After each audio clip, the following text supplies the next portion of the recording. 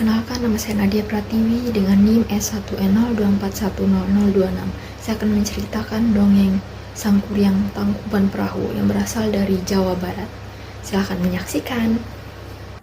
Pada zaman dahulu, di Jawa Barat hiduplah seorang putri raja yang bernama Dayang Sumbi. Ia mempunyai seorang anak laki-laki yang bernama Sang Kuryang. Anak tersebut sangat gemar berburu di dalam hutan. Setiap berburu, dia selalu ditemani oleh seekor anjing kesayangannya yang bernama Tumang. Tumang sebenarnya adalah titisan dewa dan juga bapak kandung dari Sang Kuryang. Tetapi Sang Kuryang tidak tahu hal itu dan ibunya memang sengaja merahasiakannya. Pada suatu hari, seperti biasanya Sang Kuryang pergi ke hutan untuk berburu. Sesampainya di hutan, Sang Kuryang mulai mencari buruan. Dia melihat ada seekor burung yang sedang bertengger di dahan. Lalu tanpa berpikir panjang, Sang Kuryang langsung menembakkan dan tepat mengenai sasaran. Dor! Sang Kuryang lalu memerintah Tumang untuk mengejar buruannya. Tetapi si Tumang tetap diam saja dan tidak mau mengikuti perintah Sang Kuryang.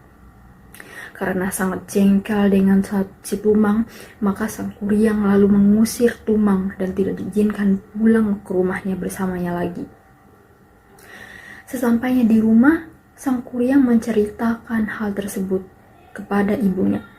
Begitu mendengar cerita dari anaknya, Dayang Sumbi sangat marah.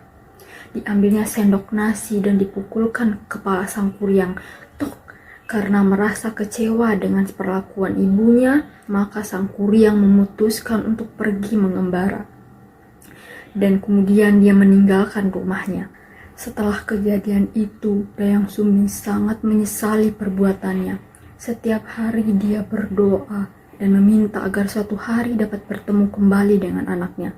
Karena kesungguhan doanya tersebut, Dayang Sumbi diberikan oleh dewa sebuah hadiah berupa kecantikan abadi dan usianya yang muda selamanya. Setelah bertahun-tahun lamanya Sang Kuryang mengembara, akhirnya ia berniat untuk pulang ke kampung halamannya. Sesampainya di sana, dia sangat terkejut sekali karena kampung halamannya sudah berubah total. Rasa senang Sang Kuryang tersebut bertambah ketika di tengah perjalanan ia bertemu dengan wanita yang amat sangat cantik jelita. Yang tidak lain adalah Dayang Sumbi. Karena terpesona dengan kecantikan wanita tersebut, maka Sang Kuryang langsung melamarnya.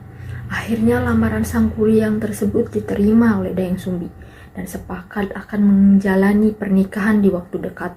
Pada suatu hari, Sang Kuryang meminta izin calon istrinya untuk berburu di hutan. Sebelum berangkat, ia meminta kepada Dayang Sumbi untuk mengencangkan tali di kepalanya.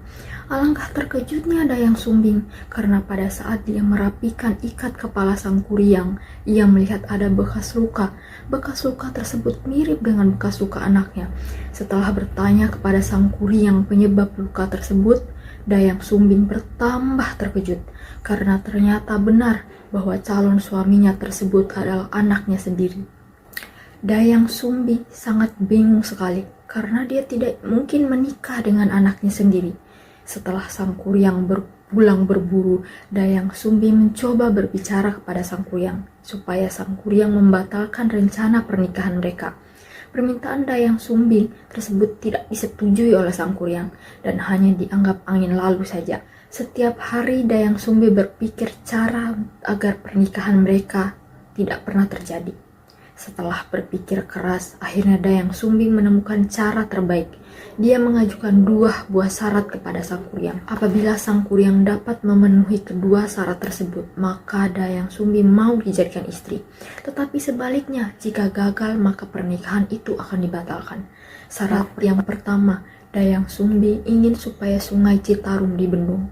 Yang kedua adalah meminta Sang Kuryang untuk membuatkan sampan yang sangat amat besar untuk menyeberangi sungai.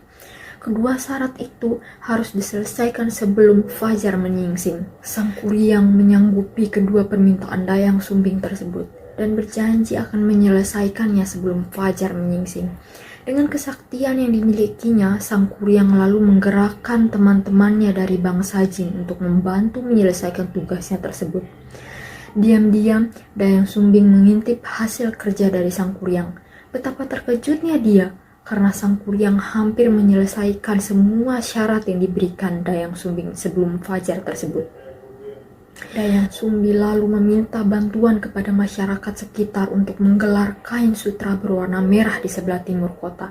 Ketika melihat warna merah di timur kota, Sang Kuryang mengira kalau hari sudah menjelang pagi.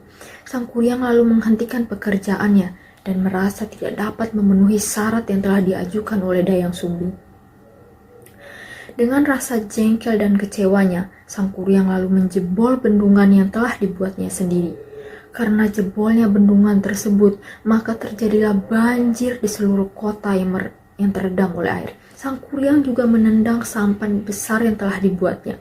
Sampan itu melayang dan jatuh telengkup, lalu menjadi sebuah gunung yang bernama Tangkuban Perahu. Terima kasih telah menonton dan mendengarkan. Itu adalah dongeng legenda Jawa Barat, yaitu Sang Kuryang Tangkuban Perahu.